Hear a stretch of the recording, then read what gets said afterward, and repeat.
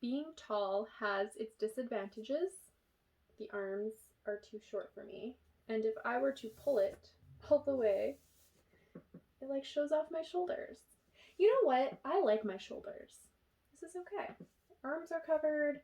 My shoulders look nice. Let's do this. Hello everyone, I am Sammy, your devoted manga otaku, and welcome to my manga space. Before I start this video, you might have noticed I pronounced otaku properly in this video. In earlier videos, I pronounced it like otaku, which is incorrect. It's otaku. Anywho, I have grown. I am already learning things from the online manga community, so yeah. Thank you. Today I am going to share with you my manga wish list for 2021. I've separated this video into two parts because there's a lot of manga I want to buy this year. Part 1 will cover all the Shoujo, Josei, and Yuri manga I want to collect, and part 2 will list everything else, including shonen, seinen, and yaoi. I'm almost positive I won't be able to purchase all of these this year because collecting manga is expensive. But I decided to dream big with this list. This list in no way encompasses all the manga I want to collect, so I'll probably have to update it as I find more manga I want to buy. But this is definitely a good place to start. Also, if I already ordered this series, I chose not to include it here. Anywho, I invite you to grab a coffee or other beverage of your choice, and let's talk manga.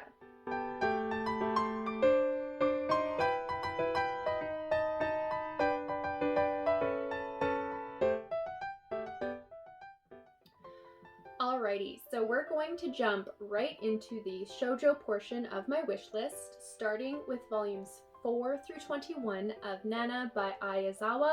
This is a manga I've wanted to collect for a while, and I'm kicking myself for not collecting more of this series when I was younger, because it was a lot easier to find back then. I have ordered my missing volumes through Right Stuff, even though I said I wasn't going to include ordered manga in this list, but I have a feeling it's going to take a long time before my order is fulfilled and ready for shipment. So Nana is a darker shoujo, which is often mistaken for Josei because of the mature content and themes involved. Essentially, you follow two main characters, both named Nana. The girls met by chance in Tokyo and decided to become roommates. The series records their friendships and their lives as the girls chase their dreams.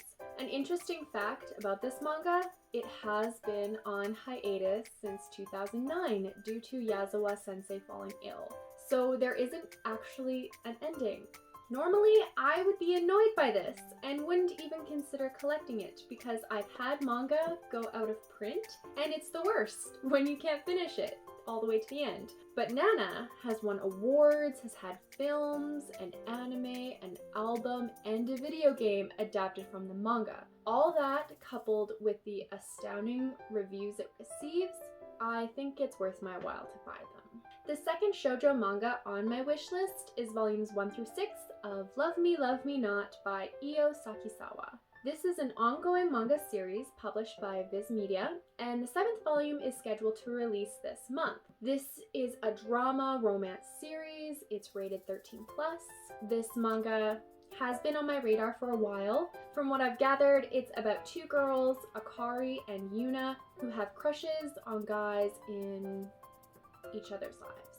So Akari has a crush on a guy in Yuna's life, and Yuna has a crush on a guy in Akari's life.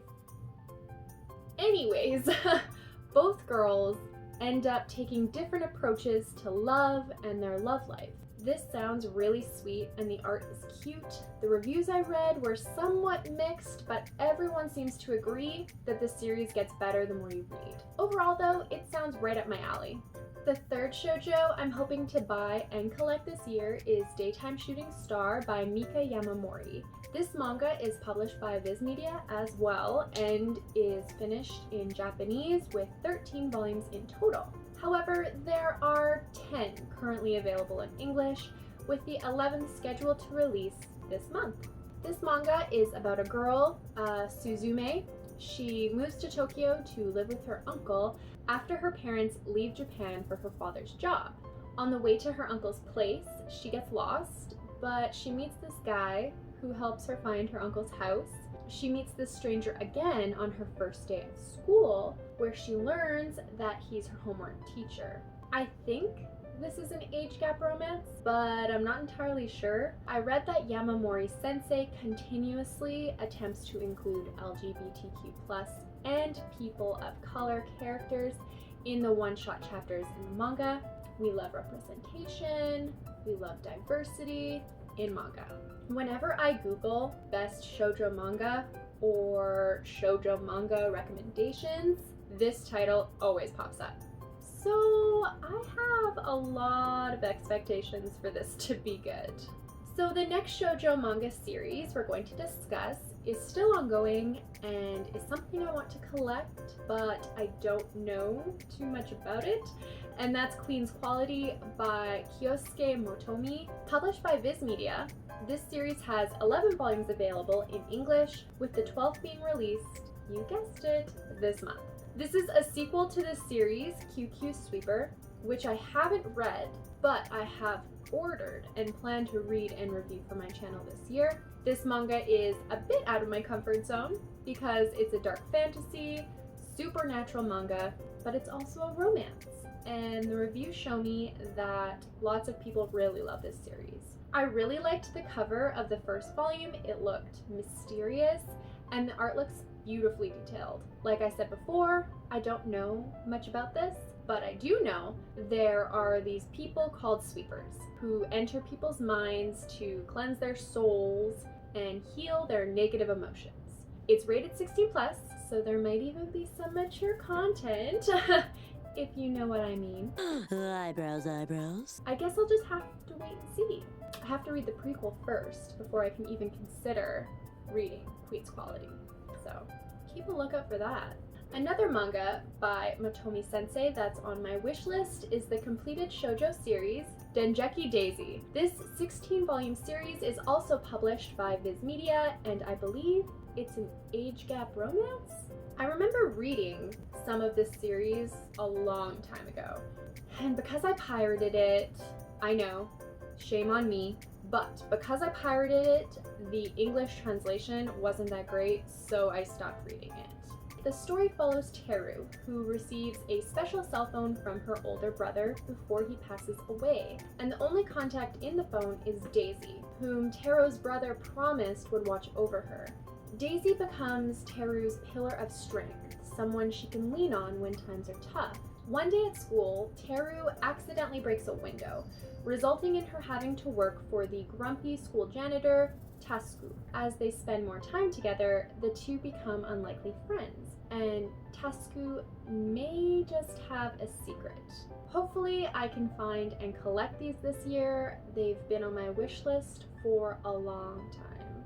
And the last shoujo I hope to collect this year is called Dreaming Sun by Ichigo Takano. This is a completed manga series with all 10 volumes published by 7 Seas Entertainment. I was drawn to these books at first because of their beautiful covers. I love how uniform they look, and I found out that Takano Sensei also wrote Orange, which is one of my favorite short manga series. This story follows a teenage girl, Shimana, who doesn't feel welcome at home because her father has remarried and has started a new family.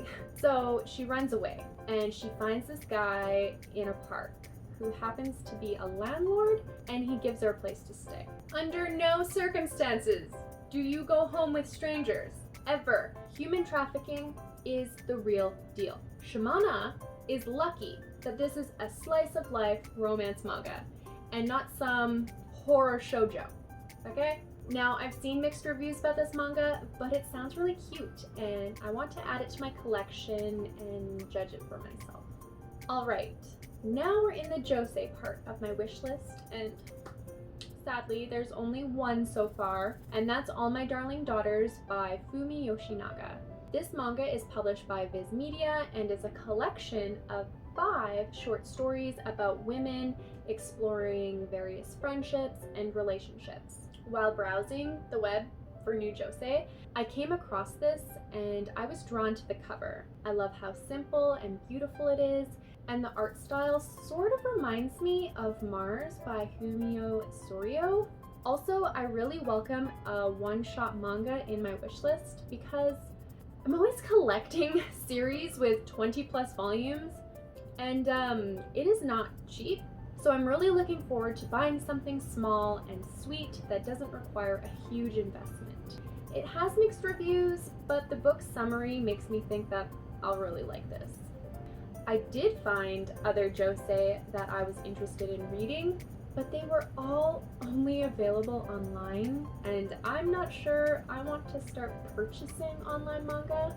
I might do a wish list in the future of manga I hope get printed debuts. There might be one or two manga that I do purchase online. There are a couple that I really want to read, and I'm not sure if they're going to be printed anytime soon. So we'll see. I don't have any Yuri in my manga collection, and I think 2021 is the year to change that.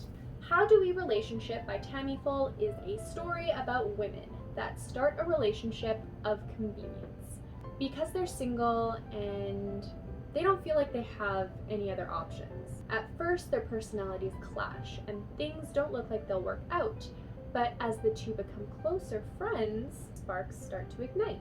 This Viz Media publication has 2 volumes available, with the 3rd available in June. How Do We Relationship sounds like it's going to be a cute read, and I really like that the story centers around young adults in college. It's not a high school manga. But yeah, I look forward to reading this and buying this and adding some Yuri to my collection. Okay, so this next Yuri manga is one that I'm kind of on the fence about because the ratings seem to be all over the place, and that's Bloom Into You by Nakatani Neo. This manga is published by 7 Seas Entertainment and is complete at 8 volumes. I'm going to read the synopsis I found on Amazon. Yu has always loved shoujo manga and awaits the day she gets a love confession that sends her heart aflutter with bubbles and hearts, and yet when a junior high classmate confesses his feelings to her, she feels nothing. Disappointed and confused, Yu enters high school still unsure how to respond.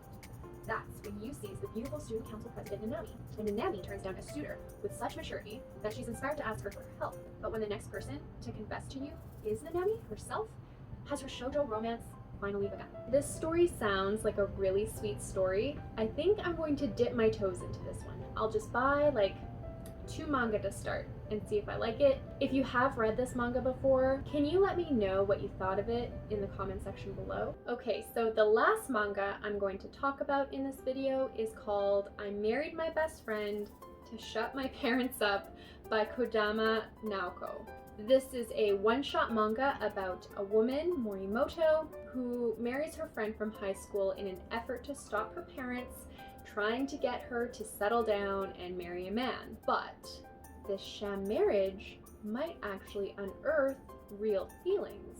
I love the manga trope where 2 individuals need to get engaged or have to get married even though they have 0 interest in each other. This sounds like a shorter version of that kind of manga. I cannot wait to eventually pick this up, and I also think that the art style looks really charming. And that, friends, is the end of part 1 of my 2021 wish list. I hope you enjoyed it, and if you're interested in part 2, the link will be available in my end card. If there's one manga you would recommend I pick up first above the rest, I would love to know. Anywho, I hope you all have a manga-nificent day, and I'll see you in my next video. Bye! You know what's funny? Before researching for these lists, I was positive I was running out of manga titles I wanted to buy. Who's the clown?